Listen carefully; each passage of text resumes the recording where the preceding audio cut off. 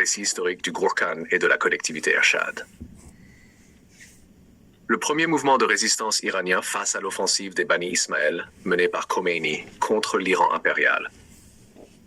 La mission de ce mouvement fut la résistance et la persévérance face à l'attaque du système de la Velayat-e Faqih contre l'Iran.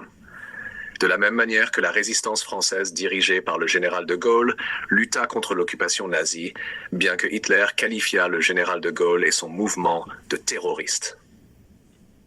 Au cours des premiers mois suivant la révolution de 1969, un groupe nommé Forqan, dirigé par Ali Akbar Goudarzi, fit son apparition.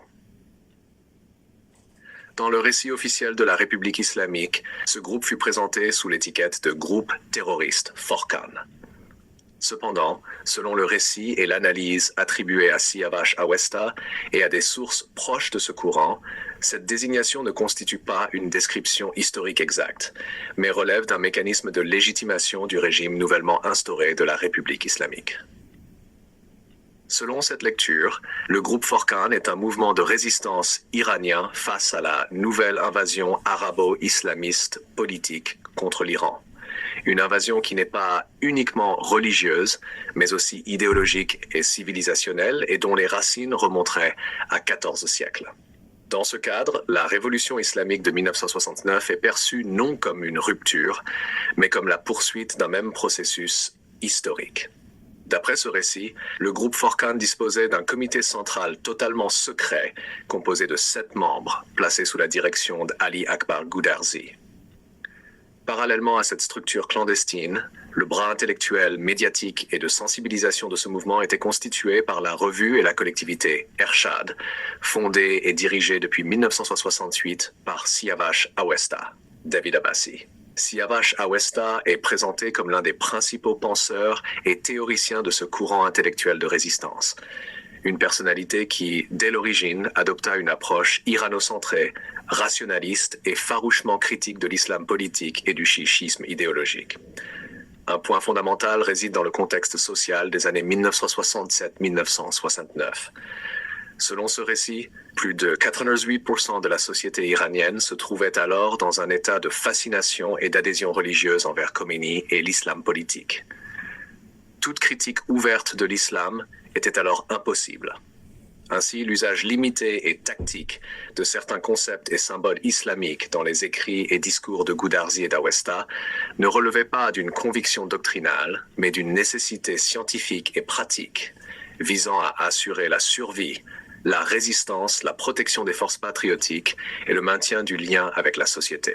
C'est dans ce cadre intellectuel que Siavash Awesta écrivit, il y a environ 47 ans, les ouvrages « Islam sans le clergé » et « Protestantisme islamique ».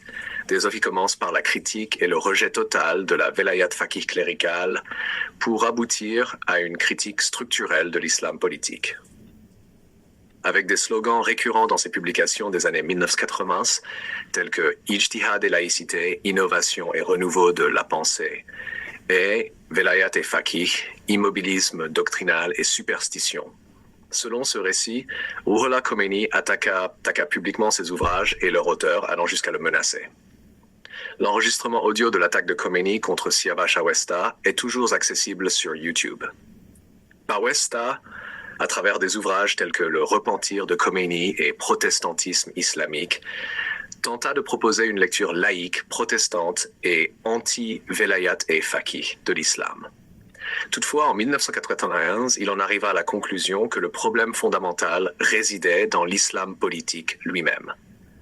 À partir de ce moment, et simultanément à son arrivée à Paris, son combat intellectuel et philosophique contre l'islam politique prit une dimension transnationale.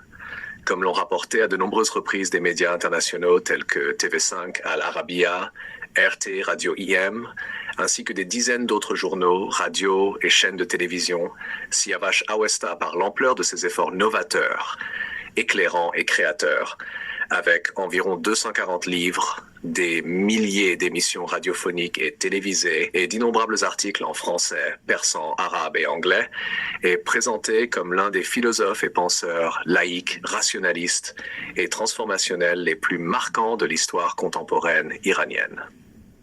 Il suffit de rechercher son nom pour mesurer l'ampleur de cet océan d'œuvres et d'activités.